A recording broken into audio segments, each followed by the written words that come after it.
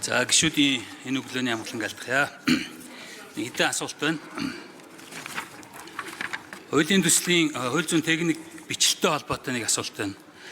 Энэ 8 дугаар зүйл нь өөрөө гишүүний бүрэн эрх гэдэг заалт байгаа.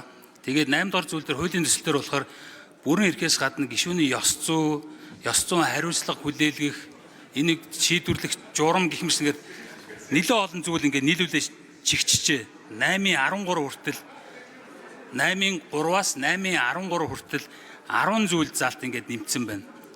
Тэгэхээр энэ техник талаасаа одоо ингээд уншихад бас ойлгомжгүй иймэрхүү байдал бий болоод байна. Тэгээд ер нь бол энэ хуулийн төсөл дээр бас нэг одоо асуудал байгаа нь болохоор хилцүүлэгт бэлтгэх ажлын хэсэгт хууль санаачилсан буюу хамтран санаачилсан төлөөллийг оролцуулахаар ингээд заасан байлээ. Тэгэхээр энэ нь бол одоогийн байгаа хуулийг дордуусан агуулгатай. Өөрөөр хэлбэл ажлын хэсэг хилцүүлэгт бэлтгэх ажлын хэсэг нь бие даасан шинжтэй энэ одоо төслийн хуулийн техник концепцийн өөрчлөлт зохицуултыг хардаг ийм зүйл заалт байсныг одоо санаачлагч нь өөрөө орохоор энэ бол дагуулга нь алдагдахаар тэгэхээр дордуулсан ийм шинжтэй харагдаад байна. Тэгэхээр энэ эхний асуулт нь болохоор энэ техник талаасаа 8 бүрэн эрх гэдэг хуульчилсан заалтан дотор энэ өөр зүйл заалтуудыг оруулах нь болж гин үгүй юу? Дараагийн асуулт нь болохоор энэ дээр хуулийн төсөлд гишүүн энэ хуулийн 4.1.2 4.1 11 заасан чуулганы хуралдаанд эсвэл хуралдаанаас гадуур бусдыг гэмт хэрэгт холбогдуулан гүтгэж доромжилсан бол иргэний маргааны журмаар шүүгт хандж болно гэдэг. Тэр энэ бас өөрөө үндсэн хуулиар хүн эрхэн зөрчигдсөн бол шүүгт хандах эрхтэй. Тэгэхээр энэ иргэний шүүх байна уу, эрүүгийн шүүх байна уу, захиргааны хэрэг байна уу гэд өөр одоо шүүгт хандах юм болцоод байдаг. Тэгэхээр зөвхөн иргэний маргааны журмаар шүүхэд хандаж болно гэсэн ийм зүйл заалт байна. Энийг нэг тодруулж өгөөч. Дараагийн асуудал нь болохоор 3 дахь асуулт нь улсын их хурлын дэргэд хүрээлэн байгуулна гэдэг. Энэ хүрээлэн одоо байгаа судалгааны хүрээлэн хэлж гин үү эсвэл шинэ ийм хүрээлэн байгуулах гэж гин үү гэдэг 3 дугаар асуулт. 4 дугаарх нь болохоор энэ хариуцлагатай холбоотой заалт байгаа. 30 хүртэл хоногоор хуралдаанд одоо эрдэс ч юм уу биечлэн саналаа биечлэн өгөх байдлыг үндслэн хариуцлага хүлээлгэнэ гэж байна. Тэгээ 8-7-2-ын А дээр 30 хүртэл хоногоор хуралдаанд асуулт асуух үг гэлэх эрхийг хасна гэдэг. Тэгэхээр үндсэн хуулийн дээр байгаа заалт дээр энэ бол зөрчилдөхөөр л харагдаад байна л да. Монгол улсын засгийн бүх эрх ард түмний мэдлэлд байна.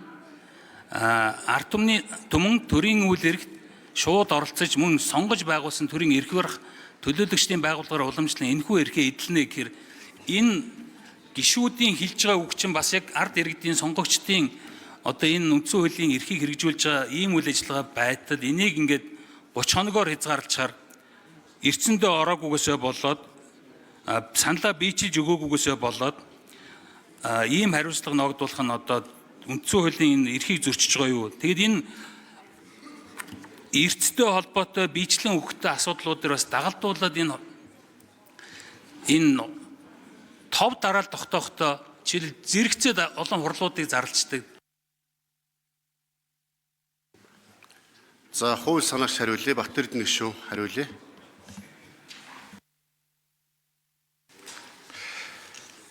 За сүүлийн асуудлуудаас эхлээд хариулчаа. 8-7-2-ын А дээр 30 хүртэл хоногоор хуралдаанд асуулт асуух үг хэлэг эрхийг хасхаа гэчээд байна. Тэгэхээр ер нь бол яг бид нэр хариуцлагыг нэлээд жоохон өндөржүүлэх гэсэн шүү дээ. Нэлээд өндөржүүлэх гэсэн.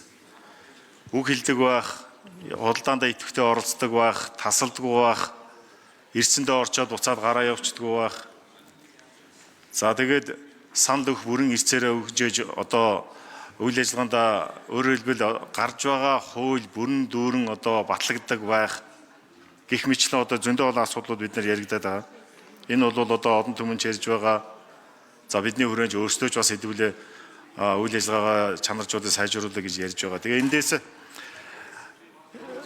улбаалаад ёс зүйн асуудалтай холбоотой ёс зүйн дэд хороон дээр нэлийн ач холбогдол өгье гэсэн.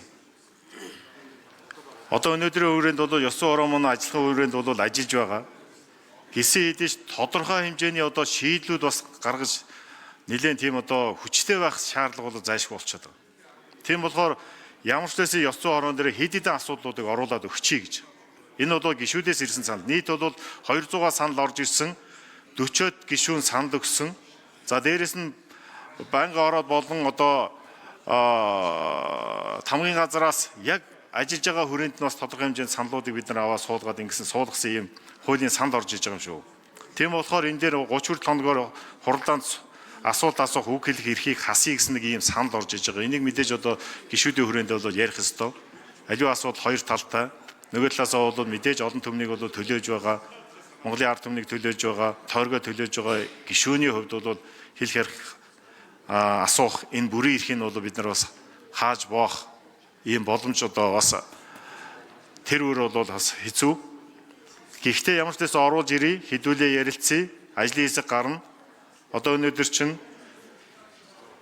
нийт парламентэд байгаа намын бүрэлдэхүүний хэмжээнд одоо том ажлын хэсэг байгуулагдаад ингээд ажиллана л гэж байгаа юм шүү. Хоёрдугаар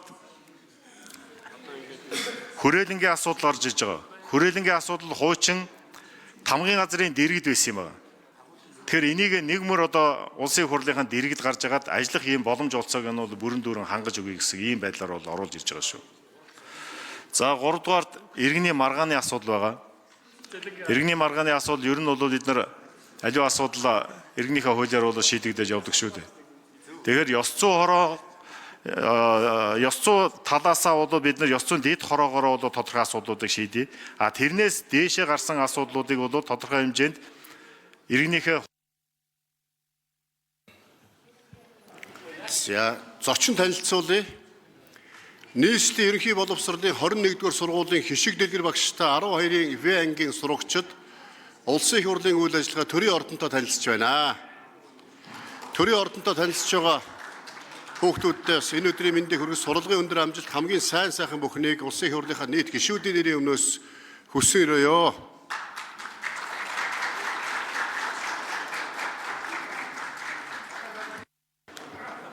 За нэмж хариулъя. Лодо самбуу гишүүн нэмж хариулъя. Хууль санаачлагч.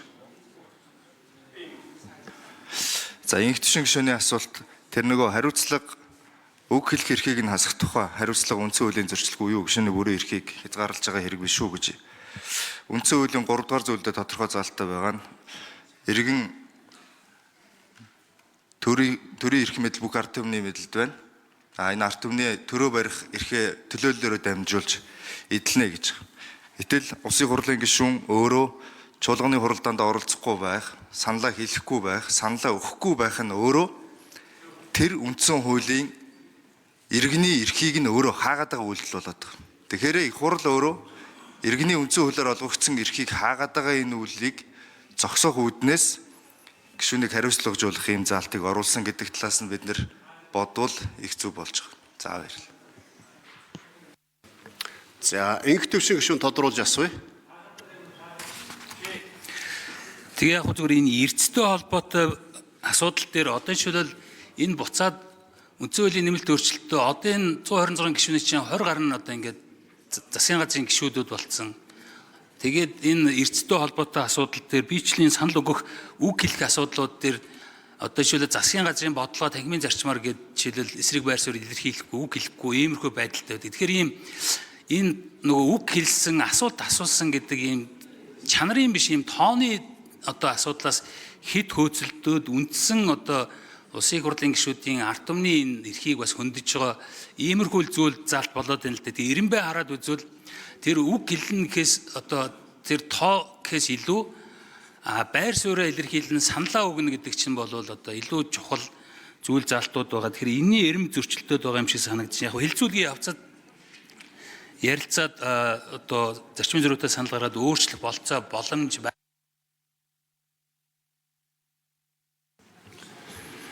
За үг хэллээ. Бүх чулууны пөрөвд орсон